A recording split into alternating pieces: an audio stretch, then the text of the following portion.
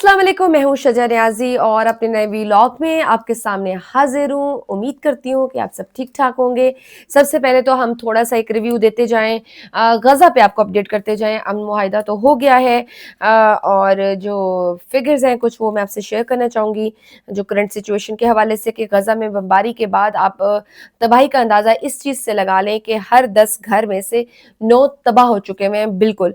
और कोई पार्क महफूज नहीं रहा, कोई हॉस्पिटल, कोई स्कूल, कोई मस्जिद, कुछ भी महफूज नहीं रहा, सब तबाह हो गए हुए हैं। गज़ा के बाहर 1300 इमदादी ट्रक इसराइल की इजाज़त के मुंतज़िर हैं। मैं हैरान हूँ कि ये अमन मुआहिदा होने के बाद भी क्या वो अभी तक वो जो इमदादी ट्रक्स हैं वो क्यों मुंतज़िर हैं, क्यों उनको अभी तक इजाज़त नहीं मिली, जबकि अब तक तो उनको इजाज़त मिल जानी चाहिए थी, क्योंकि इंसानी इमदाद वो पहली शराइत में से एक थी कि एक तो जंग रोकी जाए, दूसरा इंसानी यरगमालियों को उनके हवाले कर दिया जाए। वो भी फ़लस्तीनी तंजीम ने कह दिया हुआ है कि हमने सारे ऑलमोस्ट यरगमाली जो हैं इसराइली, वो हमने उनके हवाले कर दिए हैं, वापस कर दिए हैं। तो ये तो इंश्योर करना चाहिए कि इंसानी इमदाद हर सूरत गज़ा के लोगों तक पहुंचनी चाहिए। दूसरा 44 लाशें वापस कर दी हैं फ़लस्तीनियों की भी, और दुख की बात यह है कि वो जो लाशें हैं वो मस्ख शुदा हैं, वो बहुत बुरी कंडीशन में थी।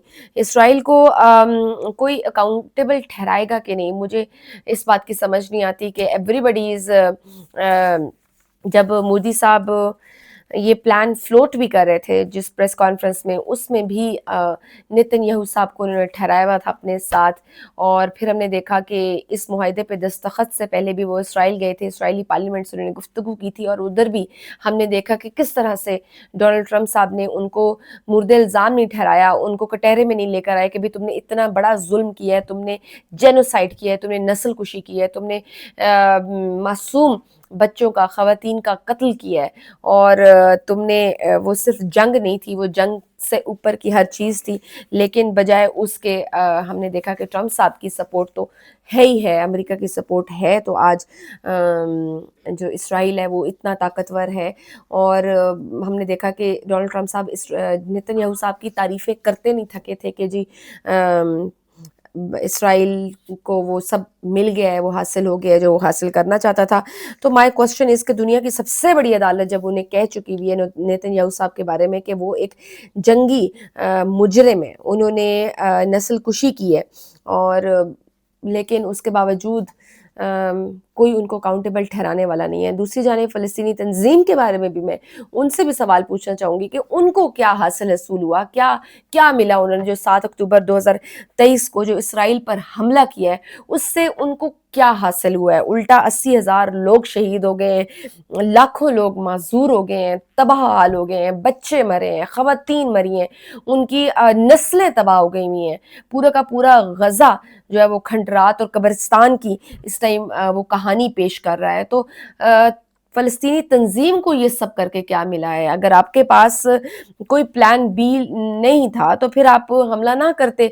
अगर आप उस तरह से प्रिपेयर्ड नहीं थे, आपके पास मज़ाहमत की उस लेवल की ताकत नहीं थी, अगर आप इसराइल का उस लेवल का मुकाबला नहीं कर सकते थे, तो फिर क्या ज़रूरत थी इतने ज़्यादा मासूम लोगों को नुकसान में डालने की, ख़तरे में डालने की? फिर आखिर में आप भी अमन मुआहिदे की तरफ ही आए ना, आए तो आप भी इसी चीज़ पर थे, तो इस जंग छेड़ने की कोई ज़रूरत ख़ास महसूस नहीं हुई मुझे।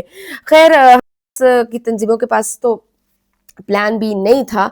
अब देखना ये है कि खैबर पख्तूनख्वा की हुकूमत के पास क्या प्लान बी है, क्या पीटीआई के पास प्लान बी है, क्या पीटीआई के वज़ीर आला जो हैं, खैबर पख्तूनख्वा के जो वज़ीर आला हैं सुहेल आफरीदी, क्या उनके पास कोई प्लान बी है?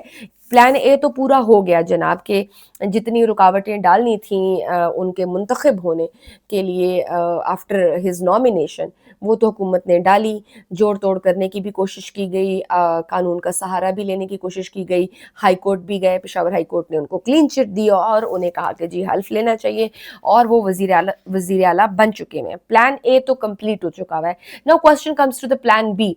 Do they have a plan B کہ اب مزید جو ان کو مشکلات کا سامنا کرنا پڑ رہا ہے. اب میں سن رہی ہوں کہ سہیل آفریدی صاحب پر مقدمے ہو گئے ہیں کافی سارے اور انہوں نے اپنی ضمانت کرا لی ہے کہ یہ نہ ہو کہ میری گرفتاری نہ ہو جائے.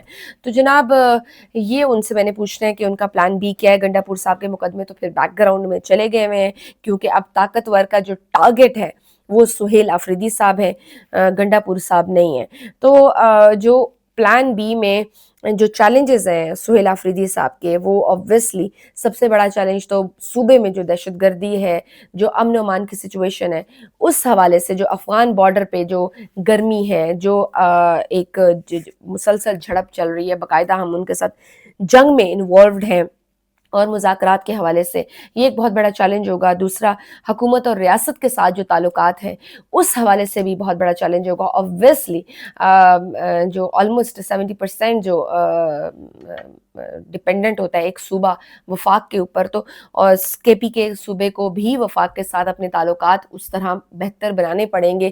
صوبے کی ڈیولپمنٹ اور اس صوبے کے لوگوں کے لیے فنڈز چاہیے ہوں گے, تو اس کے لیے جو تعلقات کیسے وہ بناتے ہیں حکومت کے ساتھ, ریاست کے ساتھ, یہ بھی ایک بہت بڑا چیلنج ہوگا. پھر جناب جو پارٹی میں اختلافات ہیں, جو گروپنگ ہے, اس گروپنگ کی بھی میں نے آپ سے بات کی تھی کہ ڈفرینٹ گروپس ہیں. گنڈا پور صاحب کا گروپ ہے, شہرام ترکئی کا گروپ ہے, اسد کیسر صاحب کا گروپ ہے, ایک جنید اکبر صاحب کا گروپ ہے. تو بہت سارے گروپس ہیں, بہت ساری اختلافات ہیں. اور کیا سہیل آفریدی صاحب کے آنے کے بعد کیا وہ پارٹی کو عمران خان کی غیر موجودگی میں کیا وہ پارٹی کو یکجا کر سکیں گے, متحد کر سکیں گے, ایک پیج پر لے کر آ سکیں گے؟ جو اختلافات ہیں جو ہم سنتے رہے ہیں, اور اختلافات اس حد تک بڑھے کہ وہ ہر روز میڈیا کی زینت بنے, ایک دوسرے کے خلاف پوسٹ ایکس پہ بھی ہم نے دیکھا کہ پوسٹیں لگیں, پھر میڈیا پہ بھی ایک دوسرے کے خلاف بیان بازی ہوئی.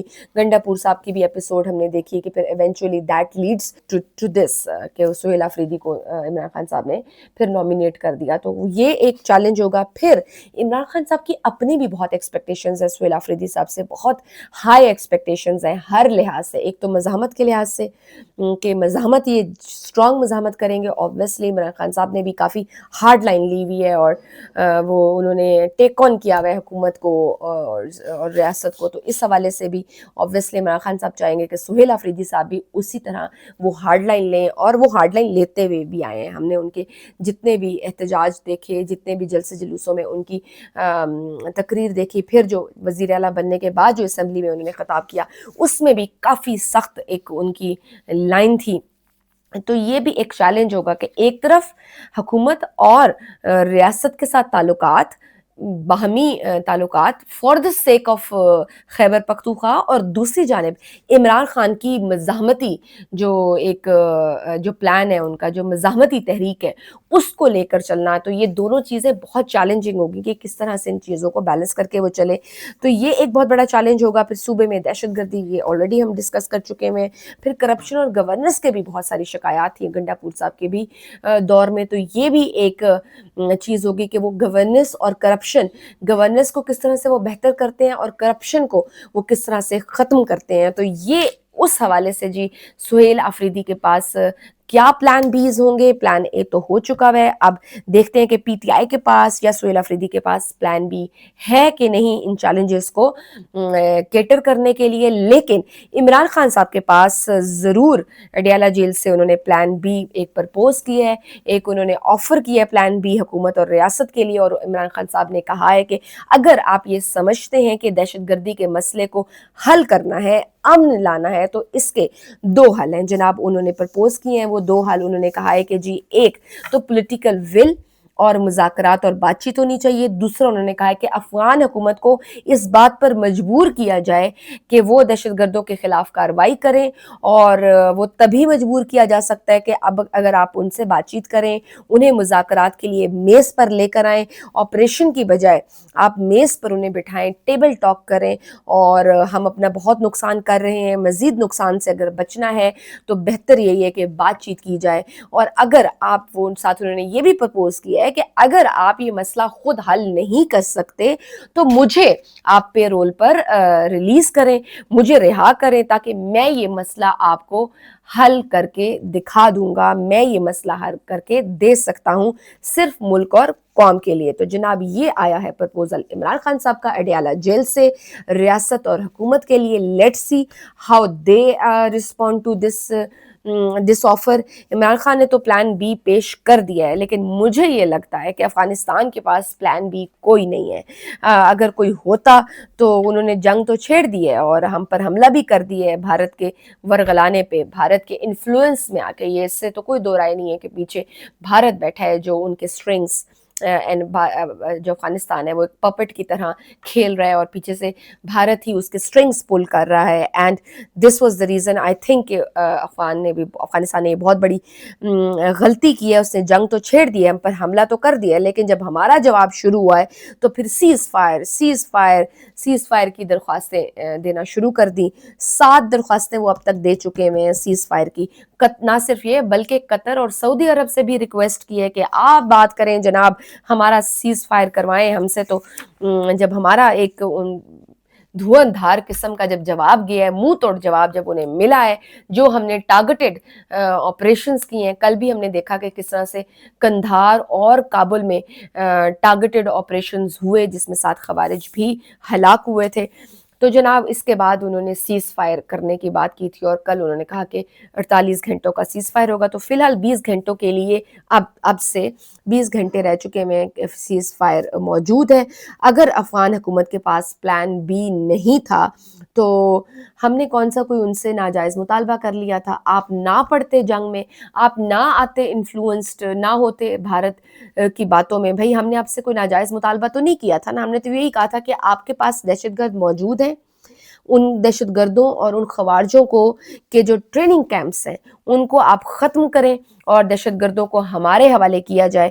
یہ ہمارا ایک ان سے مطالبہ تھا, لیکن نہ ان کے پاس پلان بی تھا اور نہ ان کے پاس سوچنے سمجھنے کی صلاحیت تھی. تو اب ان کو لالے پڑے ہوئے ہیں, وہ بار بار کہہ رہے ہیں کہ جی سیز فائر کرو. جبکہ وزیر دفاع خواجہ آصف نے بڑا کلیئرٹی سے کہا ہے کہ میں نہیں سمجھتا کہ یہ سیز فائر زیادہ دیر نکال پائے گا, کیونکہ افغانستان سیز فائر کی خلاف ورزی کرتا رہا تو ہمیں دوبارہ جواب دینا پڑ جائے گا جناب. تو یہ ایک چیز ہے ہمارے اس افغان بارڈر پہ جو جھڑپیں جاری ہیں اور معاملات خراب ہیں. اس کے علاوہ ڈونلڈ ٹرمپ صاحب کا ذکر نہ ہو یہ کیسے ہو سکتا ہے؟ اب جناب مودی نے جو ہے نا ٹرمپ کو روس سے تیل نہ خریدنے کی یقین دہانی کرائی ہے. وہ نریندر مودی, وہ سرنڈر مودی, انہوں نے جو ہے تیل نہ خریدنے کی یقین دہانی کرائی ہے. ٹرمپ نے کہا ہے کہ جناب بھارتی وزیر اعظم نریندر مودی نے مجھے روس سے تیل نہ خریدنے کی یقین دہانی کرائی ہے. خوش نہیں تھا کہ بھارت روس سے تیل خریدے, مگر اب معاملہ طے ہو گیا ہے اور اب ہم یہی امید چین سے بھی کرتے ہیں کہ وہ بھی روس سے تیل نہ خریدے. مزید انہوں نے کہا ہے کہ مودی انہیں پیار کرتے ہیں اور وہ ان کا سیاسی کریئر تباہ نہیں کرنا چاہتے. obviously آپ نے دیکھا کہ ابھی جو کرنٹ سچویشن ہے اس میں ہم نے دیکھا کہ کس طرح سے 50% ٹیرف عائد کر رکھا ہوا ہے بھارت پر. تو اس سے obviously بھارت کی جو معاشی انڈیکیٹرز ہیں ان پہ obviously ان کی معیشت پہ کافی دباؤ پڑ رہا ہے اس 50% ٹیرف کی وجہ سے. تو بھارتی اپوزیشن کی جانب سے جناب جب یہ آیا کہ جب نریندر مودی نے کہا کہ ہم روس سے تیل نہیں خریدیں گے, اس پر بھارتی اپوزیشن کی جانب سے مودی حکومت پر بڑی سخت تنقید کی جا رہی ہے. کانگریس رہنما جو ہے راہل گاندھی, انہوں نے ایکس پر پوسٹ میں لکھا ہے کہ وزیر اعظم مودی ٹرمپ سے خوف زدہ دکھائی دیتے ہیں.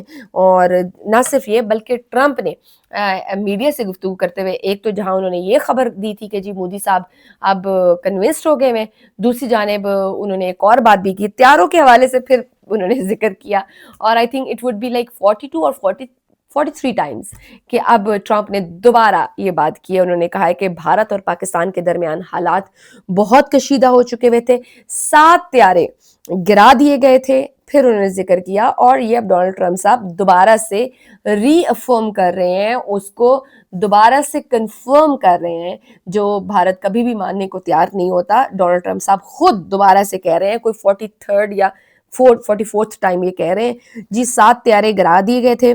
میں نے دونوں ممالک کے رہنماؤں سے بات کی اور کہا کہ اگر جنگ نہیں روکی گئی تو ہم تمہاری مصنوعات پر 200% ٹیرف لگا دیں گے. تو اس پہ وہ کہہ رہے تھے کہ جی اگلے دن ہی مجھے فون آیا کہ ہم جنگ نہیں کریں گے. مزید انہوں نے جناب وہی بات کی نوبیل پرائز نہیں ملا, انہوں نے امن ملک میں دنیا میں امن لے کر آئے ہیں, انہوں نے 8 جنگیں رکوائی ہیں, انہیں پسند ہے یہ 8 جنگیں رکوانا. پھر انہوں نے ہمارے پرائم منسٹر شہباز شریف صاحب کا بھی ذکر کیا, انہوں نے کہا کہ شہباز شریف صاحب نے بھی ان سے کہا ہے کہ انہوں نے لاکھوں جانیں بچائی ہیں. تو جناب یہ ٹرمپ صاحب بھی شرارت کرنے سے باز نہیں آتے, وہ بھی مودی صاحب کو مزید جو ہے نا تھوڑا میں کہتی ہوں کہ پرک کرتے رہتے ہیں اور پوک کرتے رہتے ہیں انہیں اس حوالے سے جس سے ان کو چڑ ہوتی ہے. خیر یہ ساری سچویشن ہے جناب, یہ ساری اپڈیٹ ہے. آپ کو میں نے ملک کے اندر کیا ہو رہا ہے, کے پی میں کیا ہو رہا ہے اور انٹرنیشنلی کیا ہو رہا ہے, یہ ساری اپڈیٹ آپ کو میں نے دی. امید ہے آپ کو پسند آئی ہوگی. سبسکرائب کرنا نہیں بھولنا. اجازت دیجیے, اللہ حافظ.